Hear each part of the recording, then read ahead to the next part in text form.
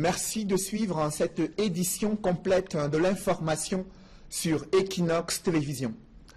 Ils se sont engagés à faire preuve d'impartialité dans la régulation de la vie institutionnelle au Cameroun et le traitement des contentieux électoraux. Les 11 membres du Conseil constitutionnel ont prêté serment devant le Parlement réuni en congrès à Yaoundé. Au-delà de la sonalité de cet événement historique, il y a des coulisses qui ont révélé des incidents, mais aussi des scènes particulières devant des personnalités qui ont été conviées à la prestation de serment de ces membres du Conseil constitutionnel. Reportage, Joël Essengue et Guy Zogo. C'est un instant majeur, celui qui a consisté en la prestation de serment individuel des 11 membres du Conseil constitutionnel. En guide, le président du bureau du Congrès a indiqué les modalités à observer. Je jure de bien et fidèlement remplir mes fonctions, de les exercer en toute impartialité dans le respect de la Constitution, de garder le secret de délibération et de vote et de ne prendre aucune position publique, de ne donner aucune consultation sur les questions relevant de la compétence du Congrès. Puis, dans un silence monacal, les noms ont été égrenés un à un. En premier, Clément Atangana a sacrifié à l'exercice. Je jure de bien et fidèlement remplir mes fonctions, de les exercer en toute impartialité, dans le respect de la Constitution, de garder le secret des délibérations et des votes, de ne pas prendre position publique, de ne donner aucune consultation sur les questions relevant de la compétence du Conseil. À cette occasion, quelques hésitations, voire des signes de grande fatigue ont parfois ponctué l'acte de prestation de serment, tant dans la démarche que dans la lecture.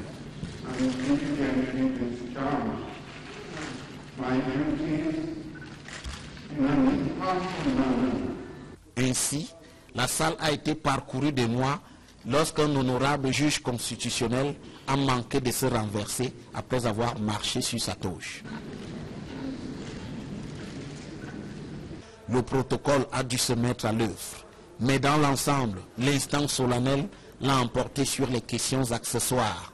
Les membres du Conseil constitutionnel peuvent commencer leur si délicate mission.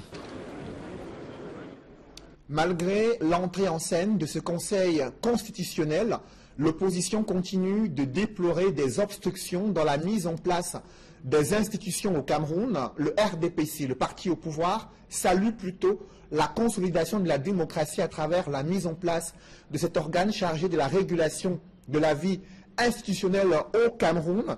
L'opposition préfère juger les membres du Conseil constitutionnel lors des premiers contentieux électoraux prévus lors des prochaines élections à venir au Cameroun. Reportage, Joël Essengue et Guy Zogo. Nous y reviendrons. Parlons à présent de ces sénatoriales. Dans 4 jours, la campagne électorale doit en principe débuter. Les conseillers municipaux sont très amers à l'encontre des sénateurs. Durant les 5 premières années de fonctionnement du Sénat, ils ont été peu visibles auprès des collectivités territoriales décentralisées. Pourtant, ils représentent ces organes locaux devant la Chambre haute du Parlement. Des conseillers municipaux qui critiquent le bilan des 5 premières années de mise en place du Sénat et attendent ces sénateurs de pied ferme durant la prochaine campagne électorale qui s'ouvre dans 4 jours. Reportage, Éric Martin-Diomo et Warren Zede. À quelques jours de la 2e élection sénatoriale de l'histoire politique du Cameroun, de nombreux conseillers municipaux qui composent le collège électoral dressent un bilan négatif de la première mandature des sénateurs. La Chambre, le Sénat, devait être la Chambre qui devait travailler pour faire aboutir beaucoup plus le processus de décentralisation au Cameroun. On a attendu, vous savez, les communes souffrent de manque de moyens. Il n'y a pas eu des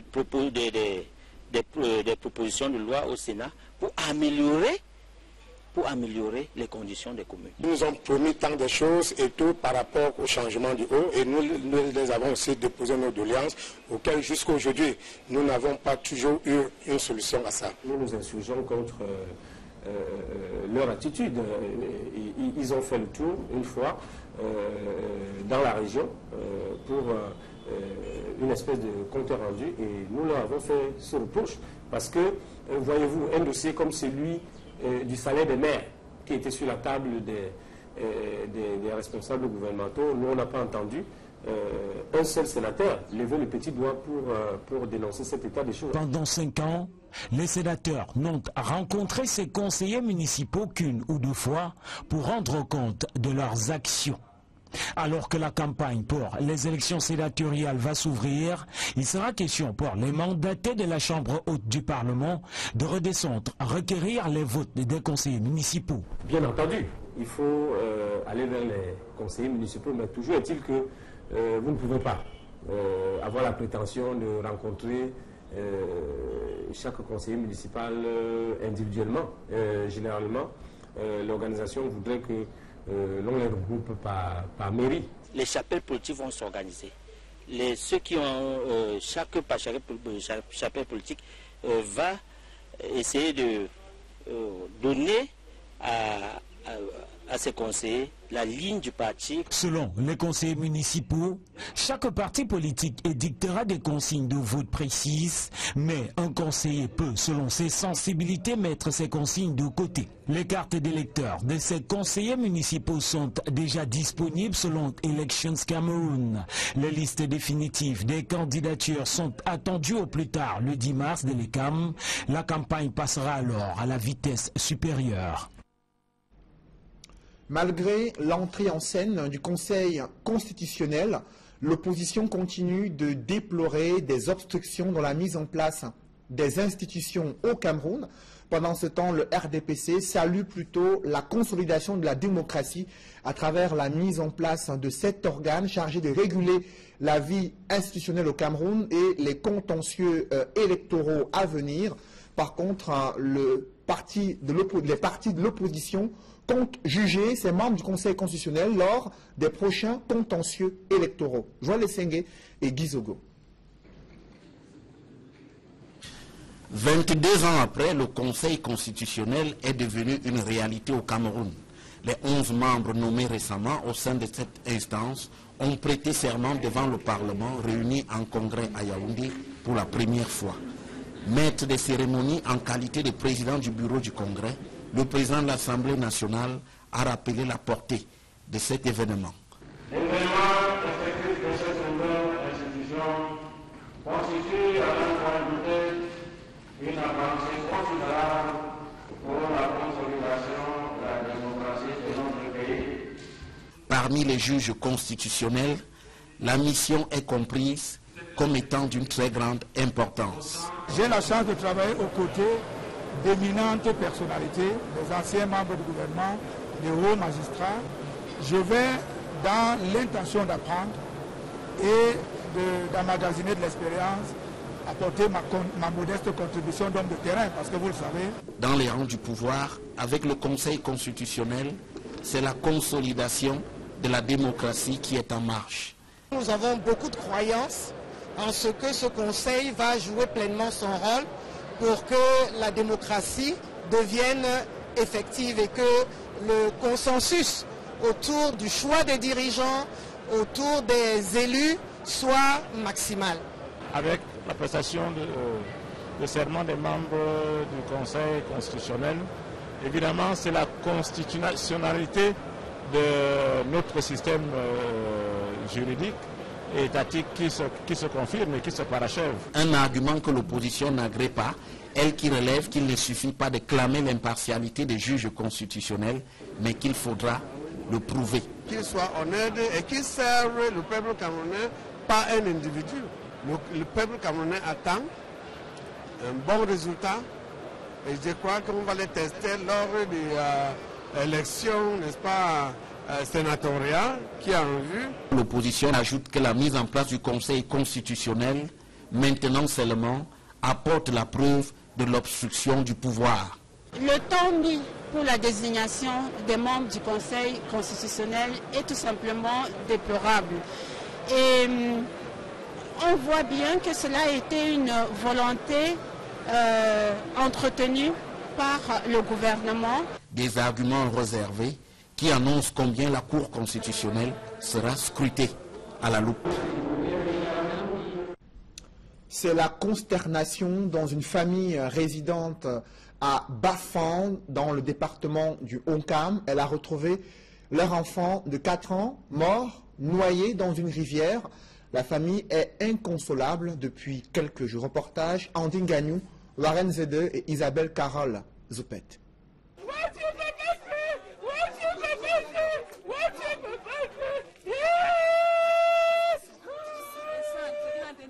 La famille du petit Cristiano, âgé de 4 ans, est inconsolable depuis l'annonce de la mort de ce dernier par noyade. C'était comme si c'était les rêves. On a commencé à chercher l'enfant. On a passé toute la nuit. Tout le quartier n'a même pas dormi. Entrer dans l'eau dans la nuit, fouiller, monter jusqu'à ce matin. Moi-même j'étais dans l'eau, monter, descendre, aller au quartier, sillonner. Jusqu'à 2 heures, j'étais même encore en ville. Voilà le résultat. Chuapi Cristiano Harold, puisqu'il s'agit de lui, a été retrouvé sans vie dans la rivière Kariwata, si au quartier Monqueux, bloc 2, à Bafang, région de l'Ouest. D'après les informations recueillies sur les lieux, le petit serait allé faire la lessive avec sa sœur aînée à la rivière. La pluie s'annonçant, celle-ci lui aurait demandé de regagner le domicile familial, question de le mettre à l'abri. Mais il n'y arrivera jamais. Les recherches lancées dans le but de retrouver le gamin disparu ont duré toute la nuit de vendredi à samedi dernier. Informé de la situation, le commandant de la brigade terre de Bafang est descendu sur les lieux. Pour lui, le gamin aurait été tué et noyé par la suite. Cet enfant n'a pas de l'eau dans le ventre. Ça ne ressemble pas à une noyade. Pour moi, il s'agit d'un corps noyé.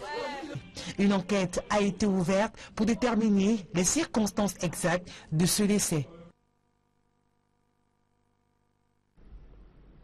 L'école nationale d'administration et de magistrature se préoccupe des questions de bonne gouvernance en matière de sécurité sociale au Cameroun. Des experts nationaux ont été édifiés sur ces enjeux lors d'une rencontre qui s'est tenue à l'ENAM. Compte rendu, Emmanuel Diop et Marcelin Gansop. La gouvernance reste un défi à relever dans le vaste champ de la protection et de la sécurité sociale. Surtout par ces temps où le Cameroun ambitionne d'étendre cette sécurité sociale avec l'entrée en scène de la couverture santé universelle. La bonne gouvernance, ce n'est pas une fin en soi, c'est un moyen d'améliorer la performance des organismes de sécurité sociale dans le cadre notamment d'une extension de couverture. On pense bien sûr à une extension de couverture concernant les pensions, les personnes âgées, mais aussi extension de couverture concernant l'assurance maladie. Donc les lignes directrices fixent un certain nombre de grands principes. Ce sont des normes professionnelles que les organismes de sécurité sociale doivent respecter pour améliorer la qualité du service, améliorer la qualité du placement des fonds et améliorer le fonctionnement globalement du système de protection sociale. Voilà qui justifie le souci d'apprendre, aux côtés des experts français venus de l'École nationale supérieure de sécurité sociale. Les participants que nous accueillons aujourd'hui à ce séminaire sur la bonne gouvernance en matière de protection sociale, ces personnels-là qui sont déjà sur le terrain sont des professionnels qui pourront accompagner leurs administrations effectivement dans la mise en place des principes fondamentaux en matière de protection sociale. Car voyez-vous, aucune administration au jour d'aujourd'hui ne peut se passer des enjeux concernant la protection, la sécurité sociale de ses employés.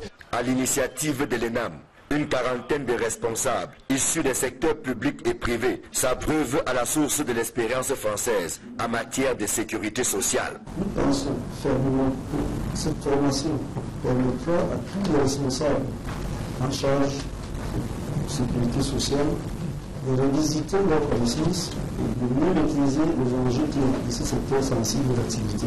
Je ne doute pas que vous allez bénéficier de ces connaissances pour pouvoir juguler les défis que nous rencontrons tous en matière de protection sociale.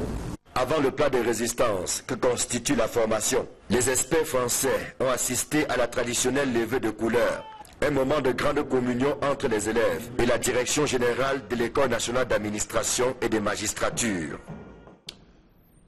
Je vous annonce dans ce journal le vice-recteur de l'université de Douala chargé de la coopération, de la recherche et des relations avec le monde des entreprises, le professeur James Mwangekobila, maître de conférences agrégé, décryptera les mécanismes de fonctionnement du Conseil constitutionnel en deuxième partie de ce journal. Mais avant, intéressons-nous aux femmes. En prélude à la Journée internationale de la femme, elles sont nombreuses, celles qui exercent dans des secteurs d'activité qui étaient encore jusqu'ici réservés aux hommes. Vous allez le découvrir dans ce reportage de Julingue Nyondé, une femme qui est dans la boulangerie et qui réussit à fabriquer et à concevoir de la pâtisserie, mais aussi du bon pain dans une localité située dans la région du littoral. Reportage Julingue Nyondé. C'est une femme unique à son genre. Elle suscite beaucoup de commentaires dans la ville de Mandjo, département du Mungo.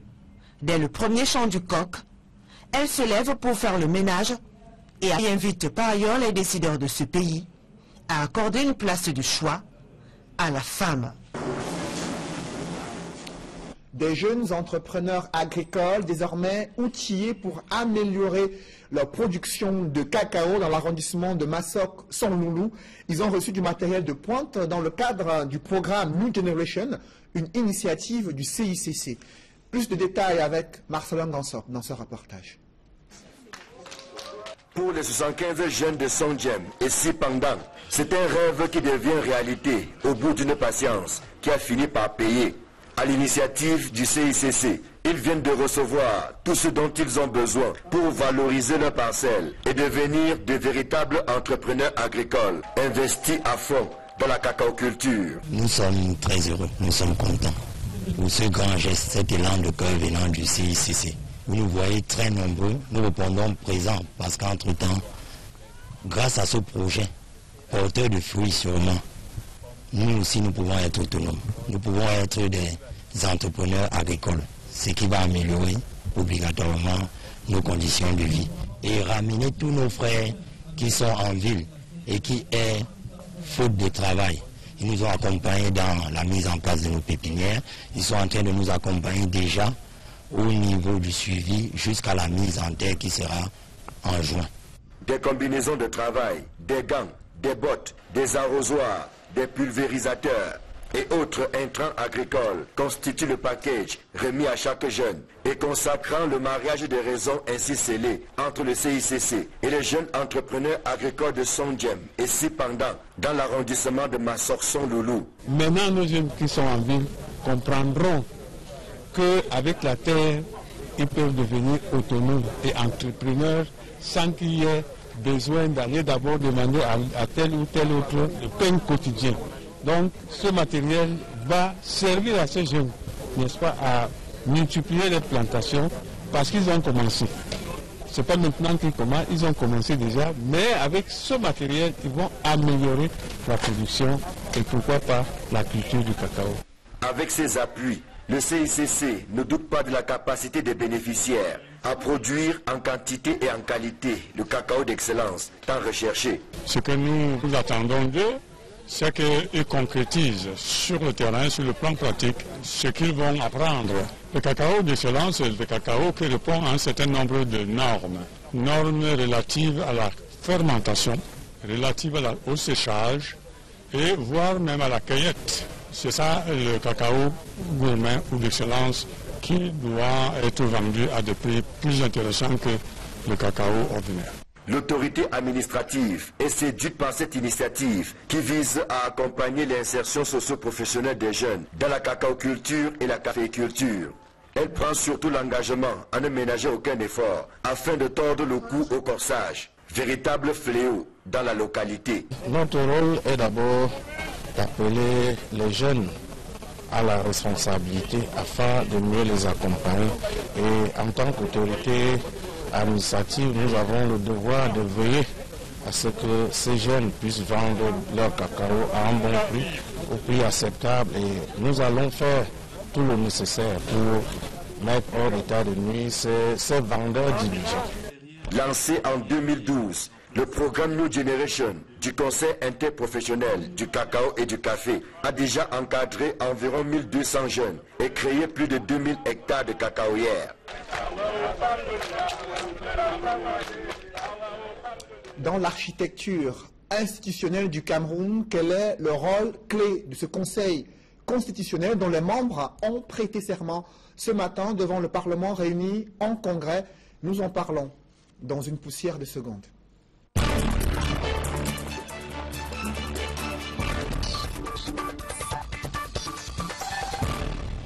Je reçois sur ce plateau le professeur James Mwangekobila. Bonsoir. Bonsoir, c'est Kiknofele. Vous êtes maître de conférence agrégé à la faculté des sciences juridiques et politiques à l'université de Douala, vice-recteur de cette université chargé de la recherche, de la coopération et des relations avec le monde des entreprises, également vice-président de la Commission nationale des droits de l'homme et des libertés du Cameroun. Vous avez suivi cette prestation de serment des 11 membres du Conseil constitutionnel. Quelle est d'abord votre analyse sur la symbolique de cette prestation de serment? La prestation de serment des membres du Conseil constitutionnel est très hautement symbolique. D'abord parce que l'on a remarqué le cadre dans lequel cet événement prend place. Il prend place dans le Congrès, c'est-à-dire pendant la réunion des deux chambres du Parlement, pendant la réunion de l'Assemblée nationale et du Sénat, qui est un événement inédit au Cameroun jusqu'à ce jour. Et d'ailleurs, et dans son principe, le Congrès, la réunion du Congrès signe des événements exceptionnels. Donc la symbolique est très forte. Maintenant, pour certains, certains peuvent penser qu'il s'agit d'un élément de protocole inutile ou d'un rite un peu fastidieux avant la prise de fonction, ou même encore une mise en scène fastueuse qui viserait à faire plaisir aux membres du Conseil constitutionnel ou aux personnes qui sont appelées à prêter serment. Mais il n'en est rien. Il n'en est rien parce que la prestation de serment entraîne au moins deux conséquences majeures. Lesquelles? D'abord, il y a une rupture dans l'espace-temps entre le moment où l'on prête serment, entre le passé et le présent du jureur. Parce que la prestation de serment crée une césure entre le passé d'une personnalité qui a pu être un passé partisan, qui a pu être un passé de personne, d'une personnalité qui est vouée à la quête d'intérêts privés, pour en faire un magistrat public. Donc il y a une rupture, et cette rupture est actée dans les faits, s'agissant des membres du Conseil constitutionnel, par un second élément de symbolique très fort, parce qu'on les a vus habillés en toge, avec les épitoges et ce qui convient sur leur tête. Donc, cela signifie symboliquement que ces membres du Conseil constitutionnel ont été déshabillés de leur posture antérieure, qui était liée à leur fonction, qui n'était peut-être pas, qui obéissait peut-être à d'autres logiques. Ils ont été déshabillés de leur militantisme, parce que nous savons bien que certains d'entre eux ont été d'éminents membres et ont exercé d'éminentes fonctions dans des partis politiques, également de la gouvernement, des universitaires, voilà, et au sein du gouvernement. Et effectivement, là, il y a eu un déshabillage symbolique et un rhabillage en tant que magistrat public. Et en cela, cette prestation de serment traduit une transformation de leur personnalité. Ainsi, ils se sont dépouillés de leur ancienne personnalité de leurs anciennes attaches symboliquement pour devenir, l'expression va peut-être faire sourire, de nouvelles créatures. Justement, dans cette architecture institutionnelle, quel rôle doivent jouer ces membres du Conseil constitutionnel? Bon, quand on parle des membres du Conseil constitutionnel, généralement, on s'attarde sur les 11 membres qui ont été nommés récemment par décret présidentiel, le président constatant la composition du Conseil constitutionnel qui est prévue par la Constitution. Mais on omet souvent de mentionner que les anciens présidents sont aussi d'office membres du Conseil constitutionnel et à vie. Donc, quand on parle de membres du Conseil constitutionnel et de la mise en place du Conseil constitutionnel, cette mise en place a aussi pour conséquence d'indiquer quel sera le prochain poste officiel d'un président de la République qui quitterait ses fonctions, pour une raison ou pour une autre.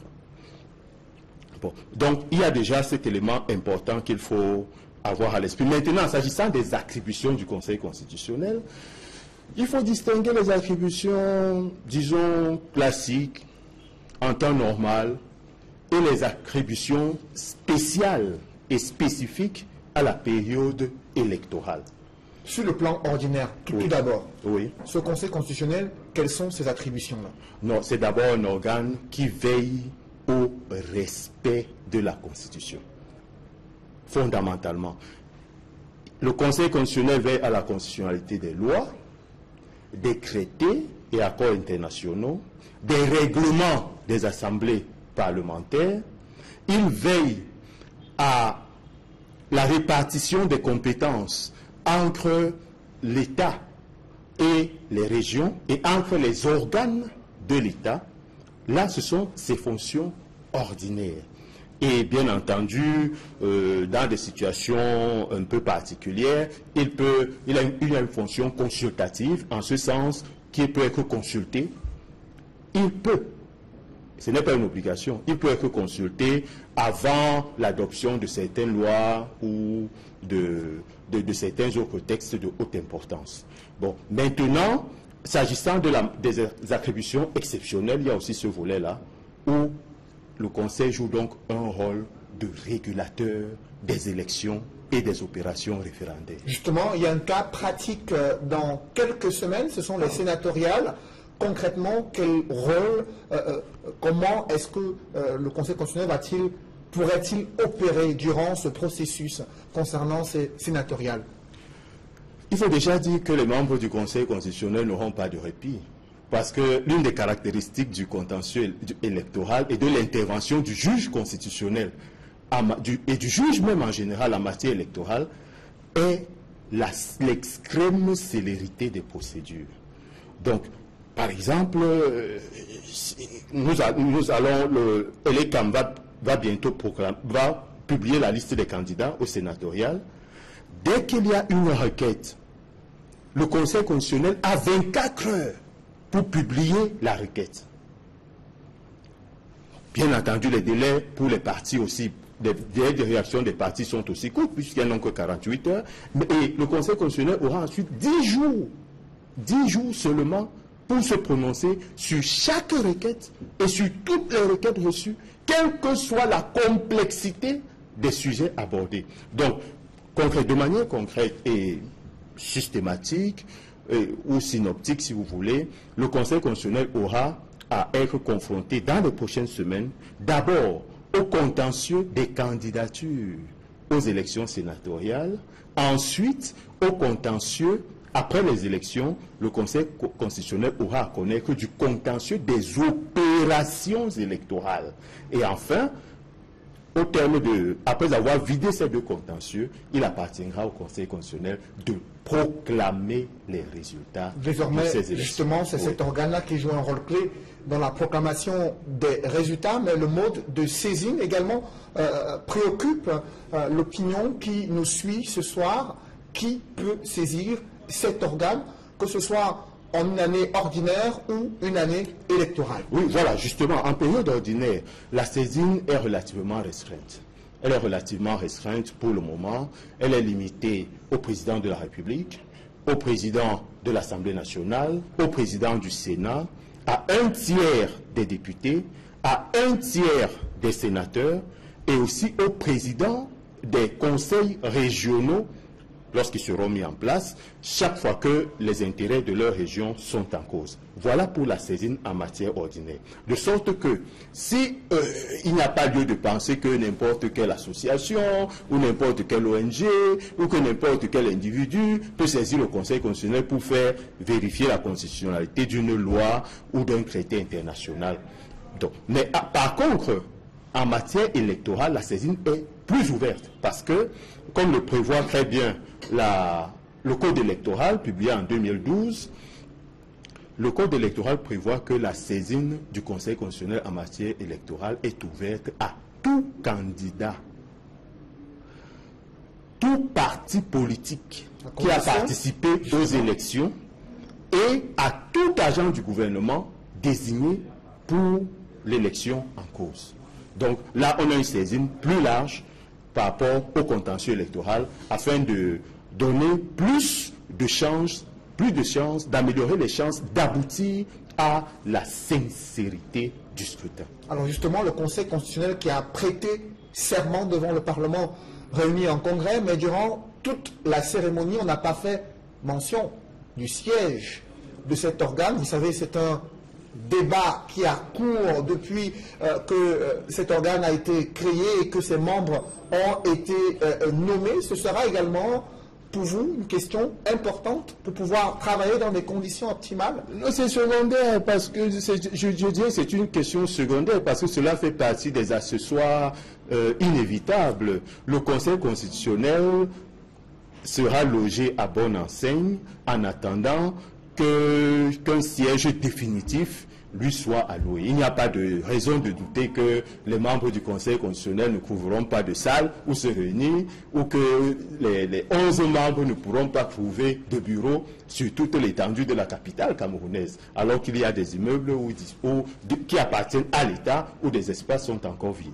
Alors, professeur James Mongué-Kobila, juste avant la mise en place de ce Conseil constitutionnel, il y a eu un réaménagement du gouvernement qui est intervenu le 2 mars 2018. Selon vous, à quelle logique obéit les ressortissants de ces régions ont trouvé des réponses satisfaisantes.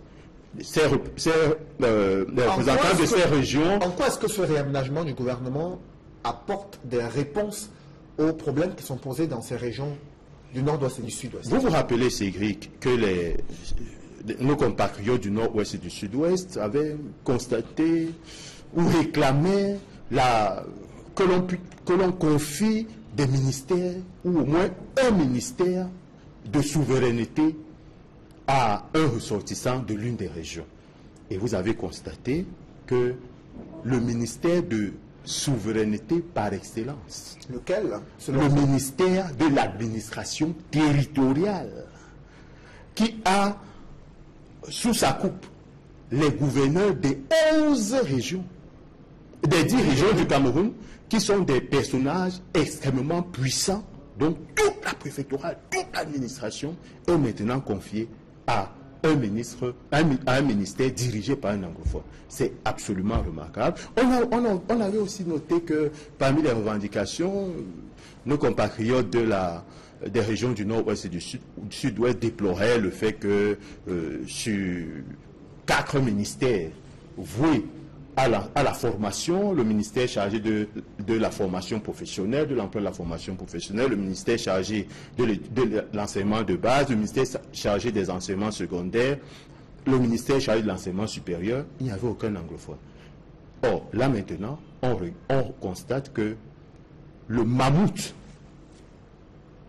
des ministères chargés de la formation, le MINESEC, le ministère des enseignements secondaires, a été confié à une anglophone.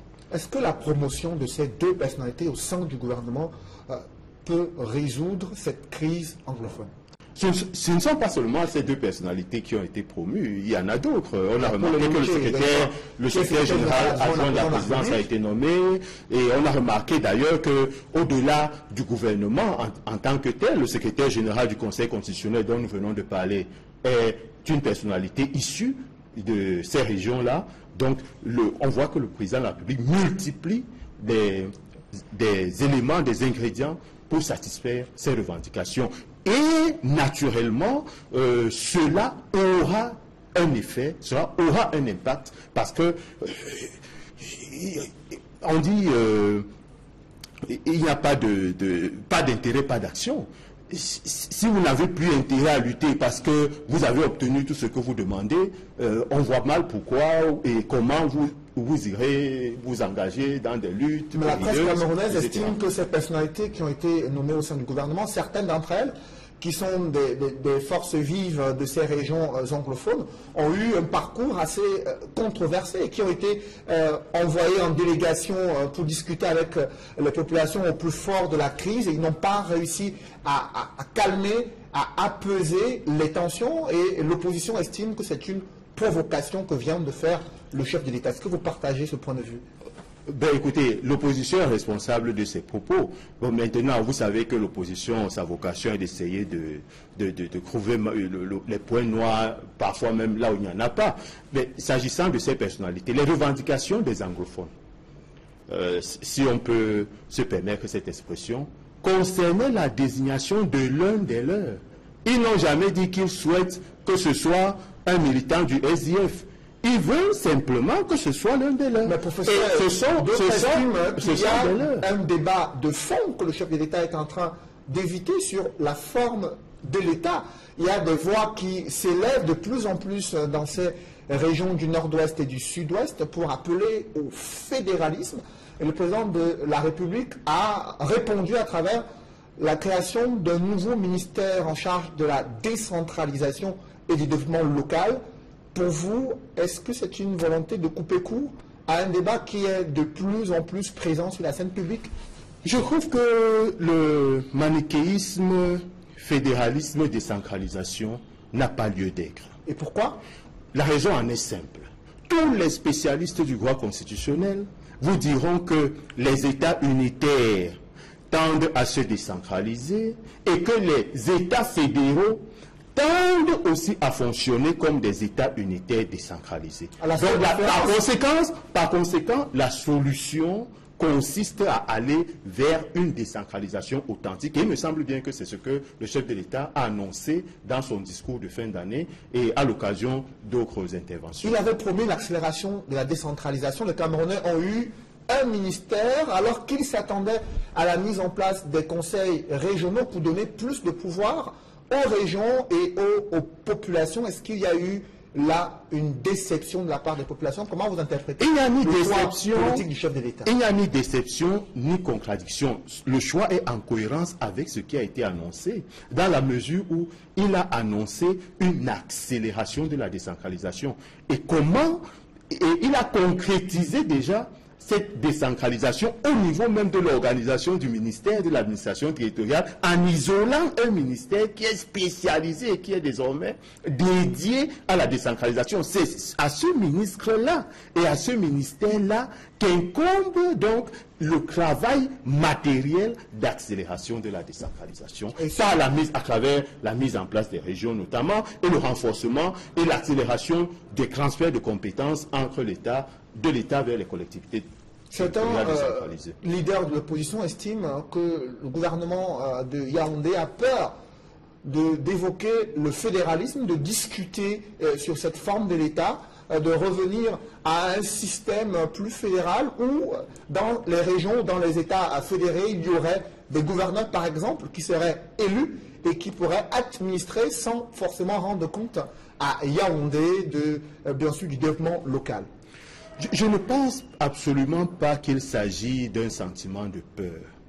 Mais il me semble qu'il s'agit davantage du souci d'aller de l'avant vers le renforcement de l'unité et de l'intégration nationale. Rappelez-vous, lorsque l'on est passé du fédéralisme, de l'État fédéral à l'État unitaire, avec 2 étoiles sur le drapeau,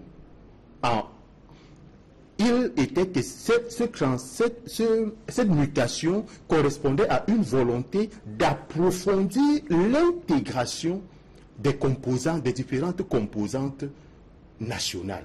Et de même, le passage de l'État unitaire avec 2 étoiles sur le drapeau à l'État, à la République du Cameroun. C'est marque un pas supplémentaire dans l'intégration nationale. Bon, maintenant, il s'agit de consolider cette intégration tout en permettant une efficacité optimale, une meilleure efficience et une meilleure gouvernance au niveau des collectivités décentralisées et au niveau même de l'État. Justement, il y a une volonté manifeste de vouloir un dialogue politique sur toutes ces questions-là et jusqu'ici, le chef de l'État estime que la délégation qu'il a envoyée il y a quelques mois dans les régions anglophones lui ont apporté des réponses nécessaires. Pourtant, sur le théâtre de la crise anglophone, la situation n'est pas en train de s'améliorer, professeur James Mongué-Kobila. Il y a de nombreux Camerounais réfugiés au Nigeria. Il y a également de sérieuses tensions dans plusieurs localités. Comment mettre fin à cette crise, selon vous? Bon, d'abord, ce que l'on constate, c'est qu'il y a des périodes clés au cours desquelles on perçoit une éruption de violence. Une éruption de violence qui est un peu plus beaucoup plus sporadique que permanente.